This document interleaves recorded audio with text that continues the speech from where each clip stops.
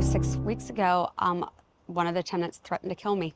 He said, "You talk to me again, I will come over here and blow your brains out." Sherry Barber and her 3 small children live in the West End, next to 2 buildings owned by Preservation of Affordable Housing, or POAH. We also, right now, we're having some current tenants currently dealing drugs openly.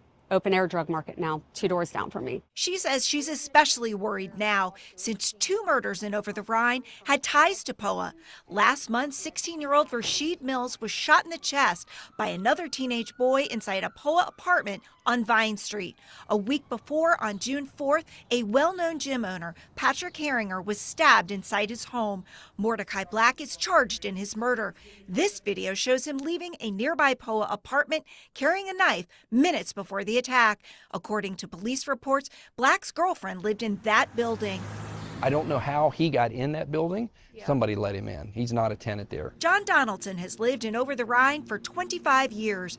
He accuses POAH of not securing its buildings with locks and working doors and gates, and failing to oversee who stays there. They go back there, they OD, they fence goods, whatever, everything goes there. POAH owns 148 buildings in Cincinnati. No one from the nonprofit would go on camera.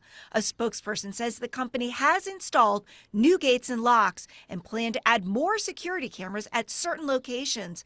But there are many other complaints, like this broken fire escape on Vine Street. City inspectors have been asking POAH to fix it for almost 2 years now. Oh, we have rats. This is a photo of a rat inside a residence building this summer. We need rat traps back there again. They're big. We are shielding this tenant's identity because she's afraid of losing her low-income housing.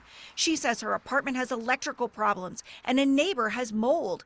At this POAH building in the West End, raw sewage appears to be flowing from a backyard pipe. Toilet paper and excrement and things are now just being pumped out, and just the smell and the safety is just not only for me, but their tenants as well. These are photos from a tenant at that building with sewage backing up into a kitchen sink. We have to beg and beg and beg to get timely help. This tenant says overflowing trash cans outside her building draw rats, and it's not just in Over-the-Rhine. Do you see rats back here? I do see rats here. So I know there is a burrow here under the street. For rats? For rats. Pendleton Neighborhood Council President Shirley Rosenwig says the city issues citations, but that doesn't stop the problem. No one from the city would go on camera. A statement from a spokesperson says, in part, the city has been clear with POAH that problems need to be addressed and will work closely to see issues resolved, in addition to ongoing enforcement action. If this was an affluent white neighborhood, it'd be rectified in a week. Noah O'Brien says residents complain about POAH at neighborhood meetings. As community council vice president, he says he's asked the city for help because many tenants and neighbors are afraid. People are scared to talk about the POAH buildings. They don't want retaliation from people that live in the POAH buildings that break the law. Are you scared to talk about POAH? Yeah, I'm going to be honest with you. My wife isn't happy that I'm talking to you right now.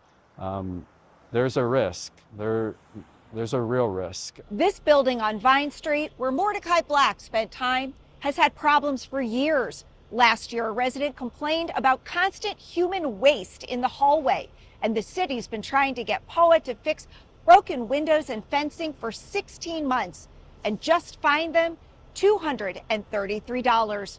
Reporting from Over-the-Rhine, Paula Christian, WCPO 9, I-Team.